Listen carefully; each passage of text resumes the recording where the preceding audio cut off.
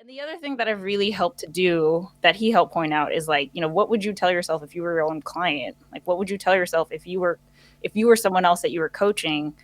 Um, and I now have a coaching book, I guess, if you will, for myself, where I write in that book when I feel absolutely awesome, like when I'm in a flow state where I'm feeling like, like all cylinders are firing and everything, so that when I feel low, I can go to this book that I know I wrote to myself, and it's not someone just giving me a pep talk. It's not someone just like, oh, you're gonna be fine. It's really like, it's like the only way that I've known how to coach myself. It's the best way to. It's like meta almost. It's weird, but it totally works. It works. Like I read the book and I'm like, oh my gosh, yeah.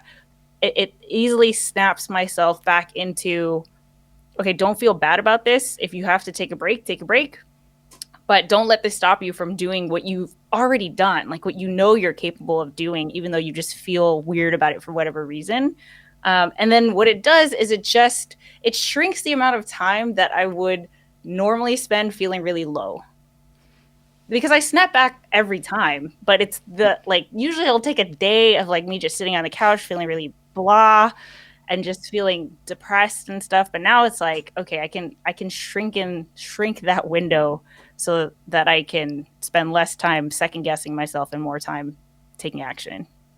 Yeah, okay, that's awesome. That Applying it. was that was not so subtly a selfish question, because this is something I suffer with as well. I'm like, I Yeah. could probably help other people. No, no, not to the extent that you can, but like I'm so much easier. It comes so much easier to me to help somebody else and notice things in other people than when it comes to myself.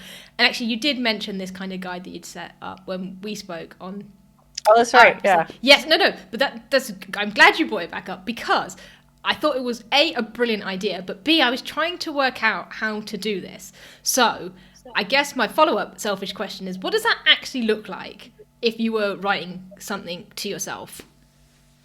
Um, Man, I wish I brought it in here. So it's literally a book, like a journal.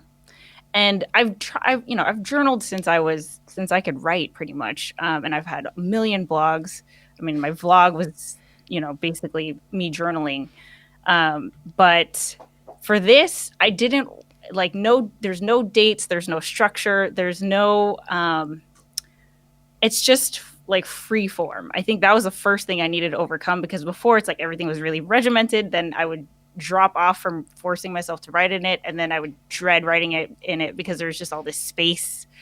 And it was something I was putting off. So now it's just like whenever I feel motivated, I just see this super colorful book on my desk and I just grab it and I just start like acknowledging how I feel and what got me to that moment. So literally before the stream, I was like, Tom, I have to do something. Can you take the dogs out before the stream?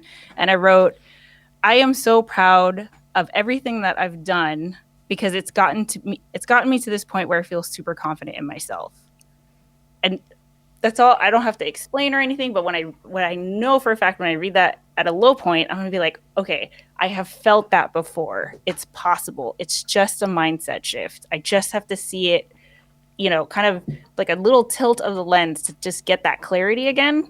And then once you start doing it, you'll know what to write next. I honestly started out with quotes from people that I admired. So what's his name? David Goggins is like one of my heroes. He has a book called Can't Hurt Me, amazing book for motivation. And it honestly started a lot with just like quotes from him that I wanted to tell myself because it was so effective. And then I just, kept going with like, okay, I feel really good in this moment. Like, what do I want to tell myself in the future when I know I'm going to need a pep talk for myself? Does that make sense? It makes total sense. Yeah, and actually, I'm going to start myself a book after this. Yay. Yeah, So here's just like another super practical tip. I gave a page to Tom and I was like, write down all the strengths you see in me. Like write down everything that you think that I'm good at, because sometimes you do need someone else's perspective, because, I know I'm going to be the most toxic to myself. So I need like, if I trust his opinion, like it's got to be someone that you trust who can really see the bigger picture. And then he just wrote down things like, how would you write? Like, really good, like empathy, telling stories, being able to really understand someone, and you know, like he's told me many times, I've had conversations with people that where the person ends up like almost in tears because they feel so open with me and they're able to like share things that are very personal. And I don't know what it is about me that allows me to do that, but that's a strength that I like Yeah. want to remember. So yeah, like giving your journal and like letting someone write your strengths, I think is really good too. That's a super awesome idea. I like that. And maybe adding feedback in when it comes. This was great.